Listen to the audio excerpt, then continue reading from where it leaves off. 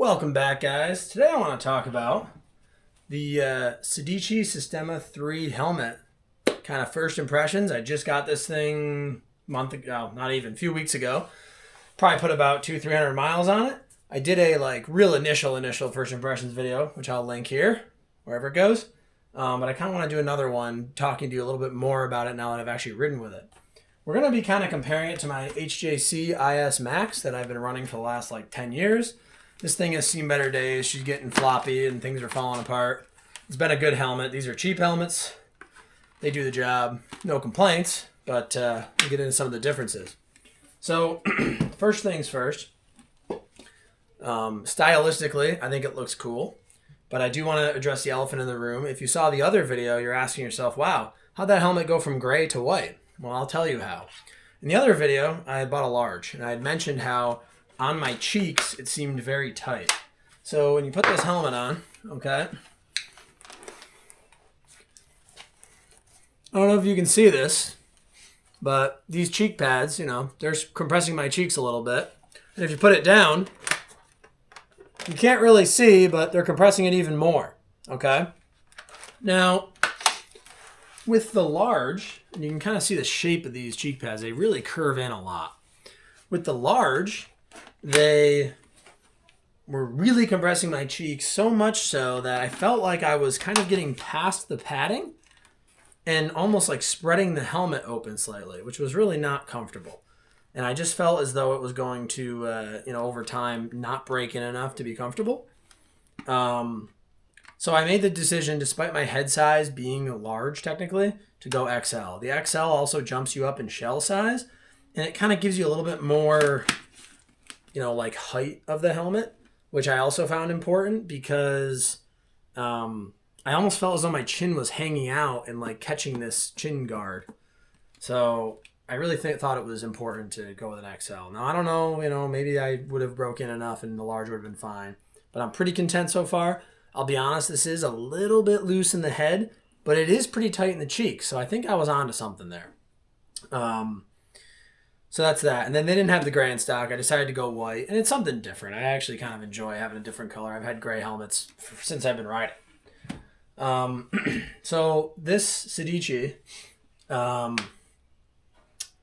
do I want to say next? Yeah, so a couple things compared to the HJC. First of all, it's much lighter. I mean, I have my Bluetooth on this one, so it's a little heavier because of that, but it's noticeably heavier. And I don't know the exact numbers, but maybe it is just a Bluetooth, but it feels noticeably lighter on your head.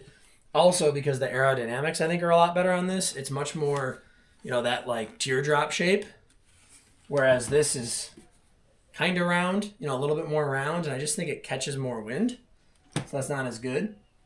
And as far as build quality is concerned, this just feels much more rigid and structural. Now, the HJC is old as all heck, so that's part of it, but these have always been a little bit floppy helmets, even from day one. So, that's something to kind of consider. Much cheaper price point. This is a little bit more expensive helmet. This is in the 300 range. This, back in the day, was in the 150 range. That might be more 200-ish now. They both have the sun visor. Here, let me open this up for you. Sun visor, which I find very, very helpful. It's a must-have on a helmet for me. The sun visor on the Sedici works better, and I like the location of where you actuate it, which is right here. However, the sun visor on this is darker, which is nice, but it's top of the head activated, which is mildly more annoying. And this had a spring in it that would retract it, but the spring broke, so it doesn't retract anymore. You got to manually move it up, either with the button here or, inside the helmet. That's just an age thing. I'm not worried about that. The HJC did not have a chin guard built in, so I bought this for cold days. Mildly annoying because of these flaps. I guess you maybe could cut them, but I never did that. This just has the chin guard built in, which honestly I prefer. And I don't believe it's removable. Yeah, it's not. Oh, maybe it is. Yeah, it is removable, actually, also. So you could take it out, so that's actually good to know. But with this chin guard installed, this is a very quiet helmet. Much quieter than the HJC. The HJC with earplugs on is only a little bit quieter than this with no earplugs on. So that's a pretty big difference, right? Also, the air vent in the front does not work, in my opinion, whatsoever on the HJC, as well as the top vent. On this helmet, on the Sedici, This front air vent makes a noticeable difference, and the top one still doesn't really seem to do anything. I don't know. Maybe it's just me, but I've never thought the top ones really gave you that much head airflow. Maybe it's more than I realize because I do just open it up in the summertime and, assume that it's working. As far as the modularity of it, they both work kind of the same. Again, this is a little bit more sturdy feeling, a little bit more rigid. It's also a lot newer. A big difference, though, that I want to talk about is if you close both these lenses here, the HJC has it's a shorter windshield, like in the sides. See how this cuts down and kind of comes back up? That makes a huge difference, actually. So this extra height here gives you kind of more like peripheral vision down. And I find that to be very helpful. It's just like less disorienting. When you have a full face helmet on sometimes, you wind up almost like not knowing what you're looking at. You got to like crank your neck to see stuff because you got to look through the center. This feels much more natural as if you had a 3/4 or like no helmet on. So it really does make a difference.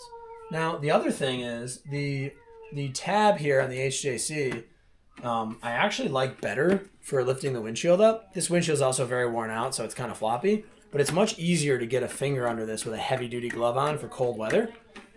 When you kind of, bring this up, it's just it's much easier.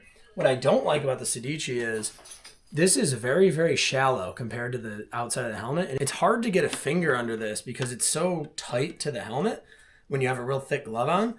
And it's also very hard to lift up. Like if you really jam this down, if you notice, there's actually a tab here. And if you lock it under that tab, it's like almost impossible to do even just off the bike, right? If you have a heavy glove on, you literally need like 2 hands to pry that up, which I kind of don't love, to be honest with you. I wish they just made this easier to lift up, but if you do just drop it to there and not click it in, then it's pretty easy to do. I'm hoping this wears in over time, and to be honest with you, if it doesn't, I'm probably gonna cut that tab off of the windshield so it just doesn't have it. It's not gonna fly up on you when you're riding. So that's like a mildly annoying thing, but not a huge deal. As far as fitment is concerned, like I said, it's really comfortable. So, I mean, this is the XL, and I'm technically a large head size, so it should be comfortable. I still think the cheeks are tight. I think I mentioned that. But, I think this is a good blend. We'll see how it wears in. If it might wear in too much, and then unfortunately I'm going to wind up, having to get a new helmet, I guess. Get a bigger head.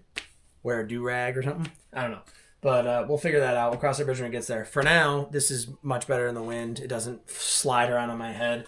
This HJC, just due to age, this thing is, very floppy. So, again, it's just an old helmet. So that's more old helmet things. And the fact that this is a little bit big. But if you'll notice, I mean, that's not good, right? That's not how that's supposed to work. Now, would it still protect you in a crash? Probably, but just not as good as I take this helmet, put her on, right? Much tighter. I mean, I can still move it, of course, but I don't know if you can really tell, but I'm like holding my neck very firmly to even do that. And if I shake it, it's not moving around a lot. A little bit, but not a lot. So again, this is on the edge of being too loose. So maybe I should have stuck with the large, but it is what it is at this point. Yeah, I mean, lastly, ECE rated, not just DOT. So that's always kind of nice. Theoretically, it should be a little safer. This is only DOT rated. I don't know how much of a difference that really makes. I would tell you how old this helmet is, except the tag is completely worn off. I don't know if I have the original receipt for it or whatever. I probably do on Amazon or something somewhere. So maybe I can find that. But overall, I mean, this is a perfectly adequate helmet. This is just a nice step up. This is a nice in-between instead of an HJC, and instead of like a Shoei, right? This is just kind of a good in-between between the real low end and the real high end. Would I love a Neotech? Probably. I've put them on my head before. They're very nice. I'll have to ride with one at some point and see, but I just didn't want to spend like $850+ on a helmet. So this is what I went with. We're in the $300 price range. We're in the $150 price range with this one. And, that's what it is. So as always, thanks for watching. God bless America, and I'll see you in the next one. Bye.